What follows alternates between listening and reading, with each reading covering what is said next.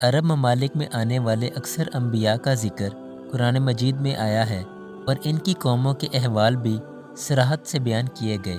ان میں سے ایک قوم سمود بھی گزری ہے، جسے عاد اولا یا قوم صالحہ بھی کہا جاتا ہے۔ دراصل یہ ایک سرکش اور گمراہ قوم تھی۔ اسے راہ راست پر لانے کے لیے اللہ رب العزت نے اپنے ایک پیغمبر صالح علیہ السلام کو مبعوث فرمایا۔ انہوں نے اپنی نبوت کا اعلان کیا تو قوم نے برہان یعنی دلیل روشن کا مطالبہ کیا اور کہا کہ اگر تم واقعی سچے نبی ہو تو پہاڑ کی چٹان سے ایک اونٹنی پیدا کر کے دکھاؤ۔ اللہ تعالیٰ نے ان کا منہ مانگا معجزہ اپنے پیغمبر کو عطا فرمایا۔ چنانچہ پہاڑی چٹان سے ایک بہت بڑی اونٹنی نمودار ہوئی۔ اب وہ قوم آزمائش میں پڑ گئی۔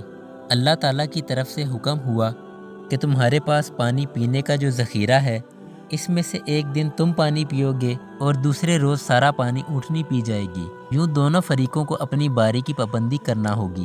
قوم سمود یوں تو بہت ہنرمند قوم تھی۔ وہ چٹانوں کو تراش کر پہاڑوں میں خوبصورت گھر بنایا کرتی تھی۔ اس کی کاریگری کے چرچے دور دور تک پھیلے ہوئے تھے، لیکن اس سب کچھ کے باوجود اس کی بد دماغی عروج کو جا پہنچی۔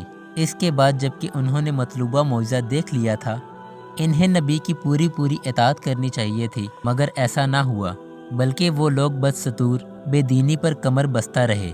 بلکہ کچھ عناصر نے یہ پروگرام بھی بنا لیا کہ خدائی اونٹنی کو مار ڈالا جائے۔ حالانکہ حضرت صالح علیہ السلام نے انہیں منع بھی کیا کہ اسے غلط ارادے سے مت چھونا ورنہ ہلاک ہو جاؤ گے، لیکن جب کسی معاشرے کی مت ماری جائے تو اس پر کوئی بات اثر نہیں کرتی۔ یہی حال قوم سمود کا تھا۔ چنانچہ ایک دن موقع پا کر اس قوم کے بدبخت افراد نے شفاوت کا مظاہرہ کرتے ہوئے اس اونٹنی کے پاؤں کاٹ دیے اور اسے ہلاک کر دیا۔ اس کھلی بغاوت پر مالک سخت غضبناک ہوا۔ قہر الہی نے جوش مارا اور قوم کی ہلاکت کا فیصلہ ہو گیا۔ وہ قوم جو پہاڑی اور وادیوں میں اپنے آپ کو انتہائی محفوظ سمجھ رہی تھی، خدائے جبار نے اسے عجیب طریقے سے ہلاک کیا۔